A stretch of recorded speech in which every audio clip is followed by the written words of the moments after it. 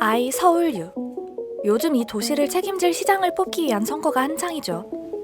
글로벌 GDP 순위 10위, 대한민국의 수도이자 정치, 경제, 사회, 문화, 교육의 중심지, 연간 국방비에 맞먹는 예산과 전국 1위의 재정 자립도를 지닌 하나의 작은 정부. 이 서울특별시를 책임질 시장이 되기 위해 각 당의 후보들이 다양한 공약들을 내세우고 있습니다. 반값 아파트 분양부터 종부세 완화까지. 이 약속들, 서울시장이 되면 정말 다 지킬 수 있는 걸까요? 서울시장의 힘, 대체 얼마나 센 걸까요? 대한민국 유일 특별시장에 부여된 막강 파워, 서울시장의 권력과 권한 총정리, 서울시장의 가방 속을 함께 열어보겠습니다.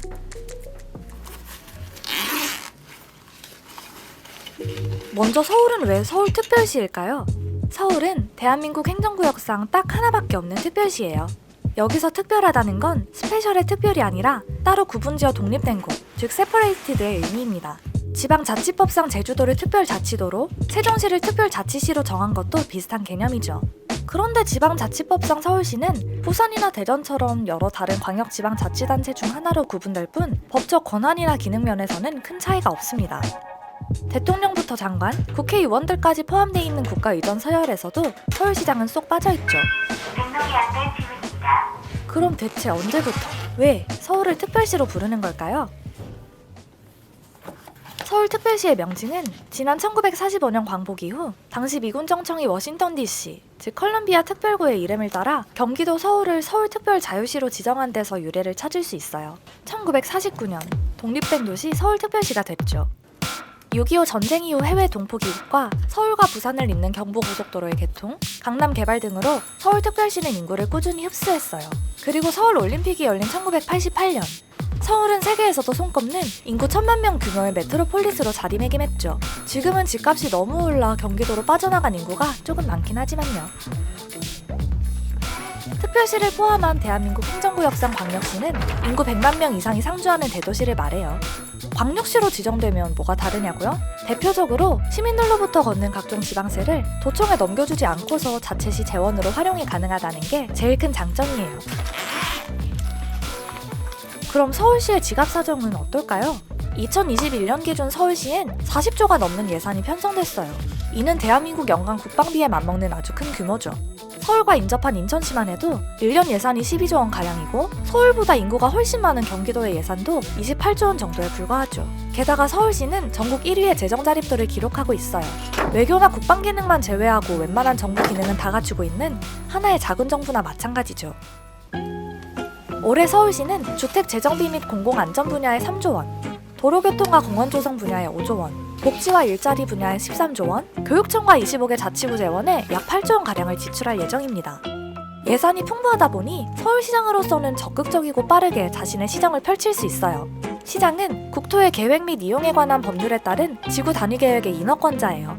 판자집 철거, 지하철 개통, 한강 종합개발, 청계천 복원, 대중교통 개편 등 천만 서울시민의 삶이 서울시장의 손에 달려있는 셈이죠.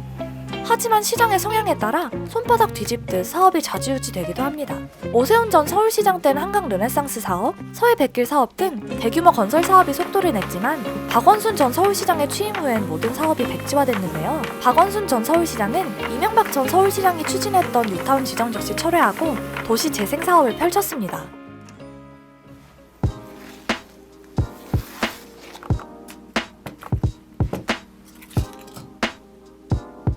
서울은 대한민국 전체 유권자의 20%가 집중되어 있는 곳이기도 한데요. 서울시장은 이들의 삶에 직접적으로 영향을 미치는 다양한 정책을 책임지는 사람입니다. 관장하는 업무가 상당한 만큼 서울시장이 직간접적으로 인사권한을 갖는 공무원의 숫자도 정말 많은데요. 본청 소속 공무원의 수만 1만 명에 이릅니다. 소방직과 교원까지 포함하면 그 수가 더 늘죠.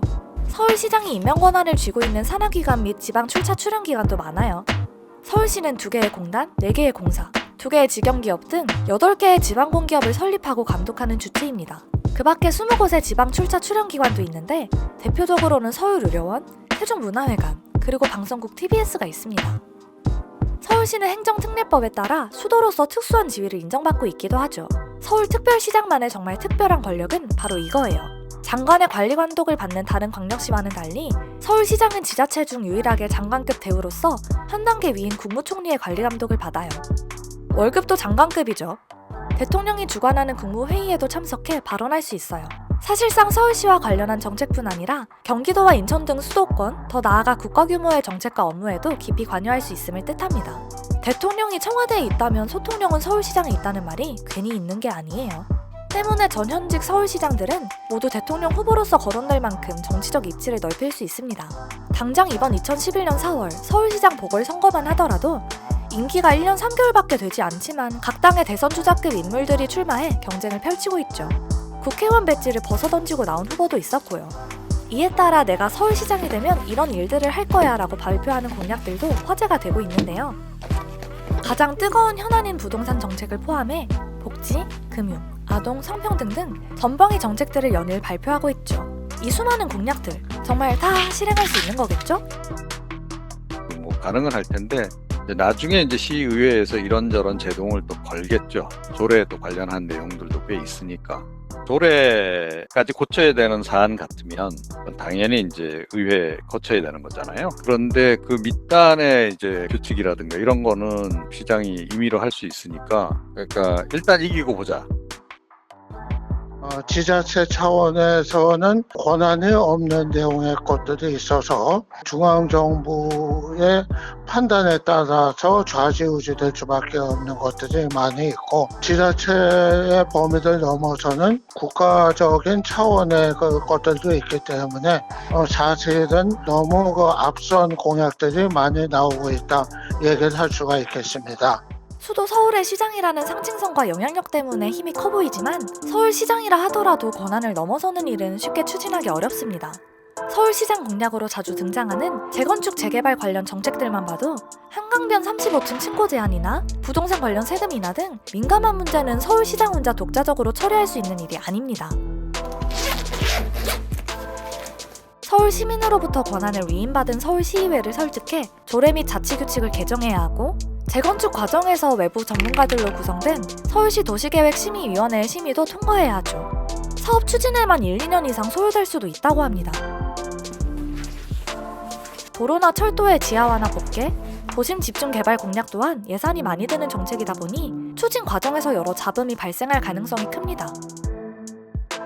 아파트 청약제도 개편, 부동산 대출 규제 완화 등은 중앙정부 설득 혹은 국회 입법이 필요한 부분이고요. 특히나 지금처럼 서울시의회 의석 109석 중 101석이 여당인 더불어민주당이 차지한 여대 야소 상황에서 야당 시장이 들어설 경우 2022년 6월 지방선거가 있을 때까지 상당 기간 갈등이 빚어질 가능성도 있습니다. 하지만 또 반대로 생각해보면 정부의 정책에 서울시장이 나서서 저지할 수 있는 만큼 정부 견제의 역할을 기대해볼 수 있는데요.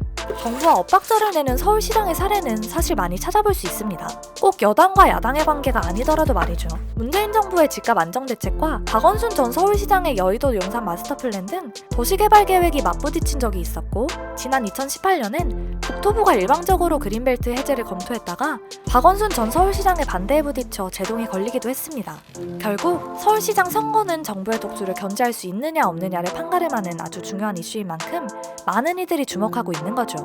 지금까지 서울특별시장의 가방 안에 든 물건들을 살펴보았습니다. 여기서 한 가지 질문. 이 가방의 가격은 얼마일까요? 무려 571억 원. 바로 이번 서울시장 보궐선거에 들어가는 피 같은 세금이죠. 그만큼 우리 모두 관심을 갖고 소중한 한 표 행사하기로 약속!